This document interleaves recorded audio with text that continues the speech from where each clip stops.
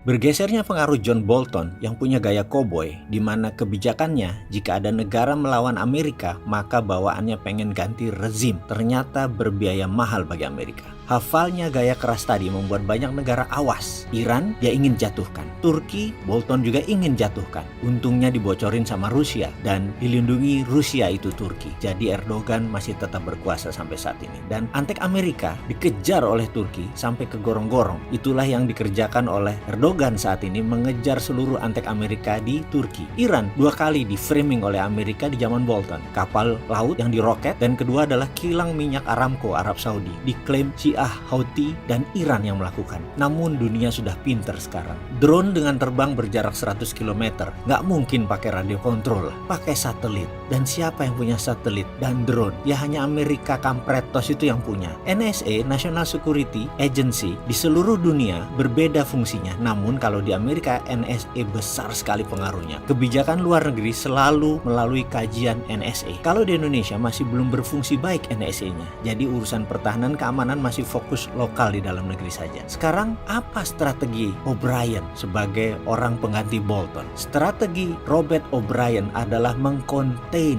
atau mengkompartemenisasi Cina. Karena khusus perang Amerika pada saat ini, O'Brien tugasnya adalah mengantisipasi Cina. Kalau Bolton sifatnya konfrontatif, maka O'Brien adalah kompartemenisasi atau containment. O'Brien meniru penulis kebijakan luar negeri Amerika, George of Kennan, dari tulisannya yang bernama Long Telegram di tahun 1949. Soviet dikala itu di-contain saja, akan mati sendiri. Itu adalah kata-kata yang terkenal dari George F. Kennan. Containment itu kalau disederhanakan, taruh saja musuh Anda ke dalam kontainer, dikotakkan. Gak usah diserang, gak usah diutak-atik. Karena faktanya Uni Soviet itu, waktu itu adalah musuhnya Amerika adalah Uni Soviet. Karena Uni Soviet itu terdiri dari berbagai bangsa, berbagai negara, berbagai etnik, berbagai sistem pemerintahan yang semua akan diubah secara komunis. Maka konflik di dalam sangat besar. Intrik politik di berbagai negara Soviet tersebut besar. Intrik di dalam partai komunis sendiri besar. Dan dalam pemerintahan besar Soviet banyak sekali perebutan kekuasaan. Jadi menurut Kennan, di containment saja pasti mati sendiri. Dan benar, Uni Soviet bubar di tahun 1991. Jadi dengan strategi containment oleh O'Brien, Cina dikotakkan. Namun beda dengan Soviet dulu. Karena Cina itu 95% satu suku, yaitu bangsa Han. Tidak beragam, partainya satu, kepercayaannya satu, Konfusius. Jadi sulit dipecah dari dalam dengan strategi containment. Jadi containmentnya yang bagaimana? Ada 4 sisi timur yang akan mengkonten Cina. Sisi utara, Jepang dipakai untuk mengkonten Cina. Lalu Korea Selatan dipakai untuk menjaga peninsula. Lalu Taiwan. Dan terakhir, menjaga Cina adalah di Asia Tenggara dan Selat Malaka. Diharapkan Indonesia.